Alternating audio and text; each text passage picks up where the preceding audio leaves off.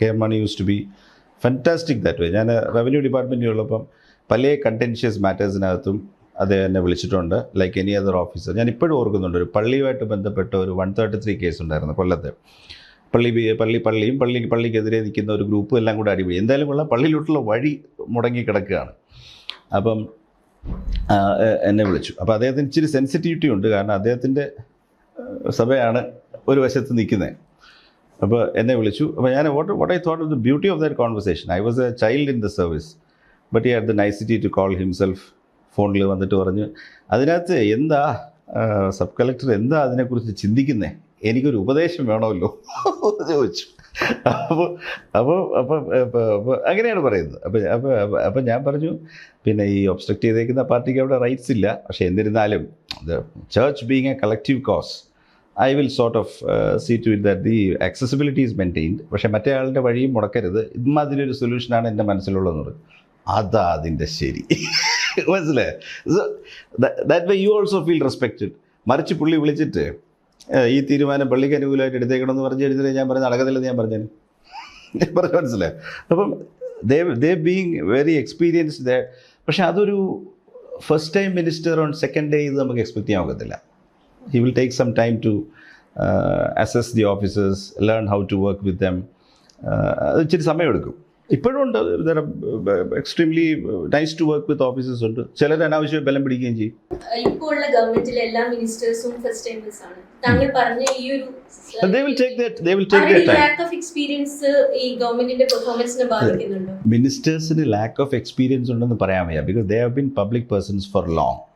But their experience is in different capacities, different directions. ഇപ്പം ഞാൻ കാണുന്ന ഒരു പ്രത്യേകത, this is not directed at any person. Student politics, അതിനുശേഷം ഒരു യൂണിവേഴ്സിറ്റി സെനറ്റിൽ വന്നു, കോളേജ് യൂണിയൻ ചെയർമാനായിരുന്നു, യൂണിവേഴ്സിറ്റി സെനറ്റിൽ വന്നു, ഒരു ലോ ഡിഗ്രി എടുത്തു, ഫസ്റ്റ് ടൈം MLA ആയി, or at least second time MLA ആയി, you became minister.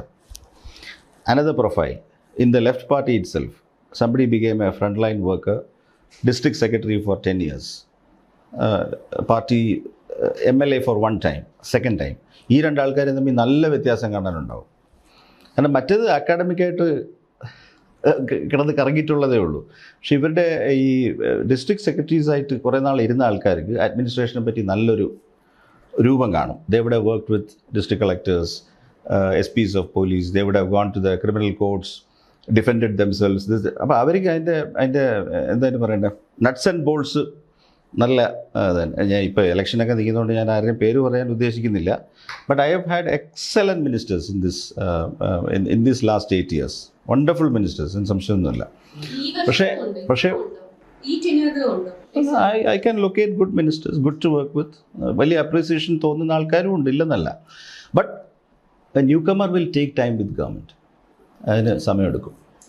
അല്ലെങ്കിൽ കൊള്ളാം, ഒരു ഭയങ്കര അസിഡസ് ഒരു റീഡർ ആയിരിക്കണം, സംബഡി ഹൂ വിൽ റീഡ്. പിന്നെ ഇതിൽ വേറൊരു കുഴപ്പം നമ്മുടെ സിസ്റ്റത്തിൽ പറ്റിയത്, in my personal opinion, it is not shared by many, this electronic filing has actually incapacitated many ministers. എന്താ കുഴപ്പമെന്ന് വെച്ചാൽ, പണ്ട് ഇപ്പോൾ ഇരുന്ന് കഴിഞ്ഞാൽ ഒരു മിനിസ്റ്റർക്ക് ഒരു ദിവസം 50 ഫയൽ ചെല്ലുമെന്ന് വെച്ചു. Each file will be thick volumes. So when they are pending, the ministers will take a time to read through patiently. ഇത്രയും വിസിറ്റേഴ്സും ഇല്ല, ഇത്രയും ടൂറും ഇല്ല. ഇലക്ട്രോണിക് ആക്കിയപ്പോൾ എന്താണെന്ന് വെച്ച് കഴിഞ്ഞാൽ, ഫയൽസ് ഡെപ്തിൽ അതിൽ വായിക്കാൻ, ഇപ്പോൾ ഒരു ജഡ്ജ്മെൻറ്റ് വായിച്ച് അത് മുഴുവൻ ഗ്രഹിക്കാൻ മിനിസ്റ്റേഴ്സ് എൻ്റെ സമയം കിട്ടിക്കൊള്ളണമെന്നില്ല. So more or so there are cases where people look at files, keep telling the minister, take down the notes and all. So lot will be lost in that. ആ intensity വരത്തില്ല. ചിലർക്കെങ്കിലും ഒരു ധാരണയുണ്ട്, secretary ഇതുപോലെ free ആണെന്ന്. ഇതൊരു 100 എൻ്റെ കയ്യിലുണ്ടെങ്കിൽ ഇത് the degree of examination required is much deeper.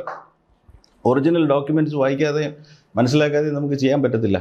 അപ്പോൾ അത് ഈ electronic filing has made work more faster but in less depth. അപ്പോൾ അവർക്ക് പിക്കപ്പ് ചെയ്യാൻ ഇച്ചിരി സമയമെടുക്കും. Also there are good ministers who pick up very fast also. മന്ത്രിമാരുടെ ഡയറക്ഷൻസിൽ ഇതുവരെ ഫയൽ നോട്ടിംഗ് ചെയ്തിട്ടില്ല എന്ന് പറഞ്ഞു. അപ്പം അങ്ങനെയുള്ള സിറ്റുവേഷൻസ് വന്നിട്ടുണ്ടോ, കോൺഫ്രണ്ടേഷൻ വരുന്നത്, അതായത് ചെയ്യണം, പലവട്ടം I have been taken to task also. Once I got a displeasure note saying that I have noted against a particular അല്ല അതുകൊണ്ട് പല കേസുകളിലും അത് ഇതിൽ വ്യത്യാസമുണ്ട്. വ്യത്യാസം എന്താണെന്ന് വെച്ച് കഴിഞ്ഞാൽ എൻ്റെ പോയിന്റ് ഇത്രയേ ഉള്ളൂ. When you this is like ഞങ്ങൾ സുപ്രീം കോടതി ജഡ്ജസ് ഒന്നും അല്ലെങ്കിലും the principle here is that when a file is send to me, being a collection of data, it is being sent to me not to work it in favor of the minister. It is sent to me to elicit my independent advice. There you have to be true to the facts, record your what you find. ഇത്തരത്തിലുള്ള examination വേണ്ടത് ഒരു 10% ഫയലേ കാണത്തുള്ളൂ. ബാക്കിയെല്ലാം തന്നെ it falls into a stack very fast to do this A or B or C, ഇത്രയേ ഉള്ളൂ. അതേസമയം you are trying to let us say amend the university's law.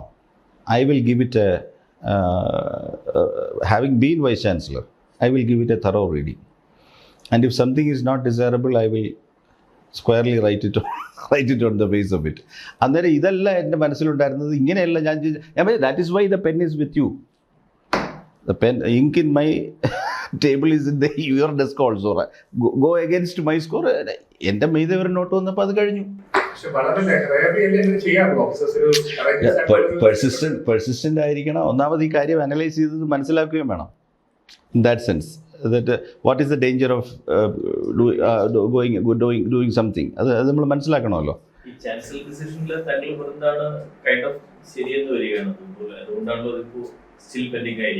The president, as far as I know, the president withheld the proposal of the state legislature.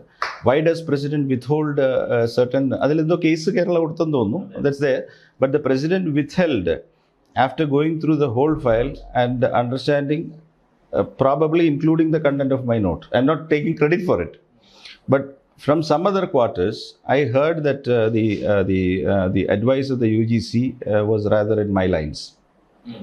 Said that it is not desirable to tamper with this at this point of time. ഞാൻ വേണമെങ്കിൽ അതിൻ്റെ ഒരു minute I'll try and explain it to you, because see, I have worked with the central university system, state university system. Now the merit is, see, the point is, chancellor is an office which appoints the vice chancellor, right? So it's a high statured office. Now, is it desirable for the executive government to do that? Because when you are yourself convinced through an act of the assembly and the regulations that the executive government should not even be appointing the vice chancellor. You see my logic? Yeah. Vice chancellor of a university, vice chancellor only means that chancellor means secretary. Chancellor only means secretary of the university. So you are vice the chancellor, meaning the alternate. Because the chancellor comes only, because ഇതിൻ്റെ തുടക്കം എന്താണെന്ന് വെച്ചാൽ the chartered universities in UK, the chancellor used to be either Prince of Wales or യൂണിവേഴ്സിറ്റിൻ്റെ എണ്ണം കൂടിയപ്പോൾ അവർ king ആയിരുന്നു തുടക്കത്തിൽ. Then when the queen is there, she is indisposed, they started putting one prince or the other. So the Prince of Wales will be chancellor for half the universities, princess of ഒരു ഡച്ചസിനെ ബാക്കിയുള്ള ഇങ്ങനെ royal ഫാമിലിയാണ്. അപ്പോൾ ഈ royal family only attends the convocation. So the cipher degree തരാൻ മാത്രമേ അവർ വരുള്ളൂ. And the other thing is they are consulted by the board of trustees while appointing the vice chancellor. Now the university acts say that there shall be a university act should be read with the UGC regulations. So the UGC regulation supersedes, because that's a quality controlling regulation. It says that a vice chancellor shall be appointed by a 3-member or 4-member expert panel who shall make a recommendation to the chancellor. The chancellor appoints the vice chancellor.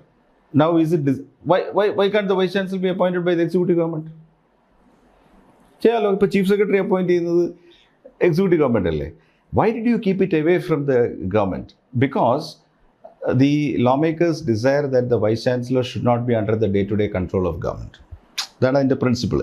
കാരണം വെച്ചാൽ government is now accountable to the legislature. Now, what if the legislatures indirectly appoint the vice chancellor? See, the problem is the value of your degree will disappear.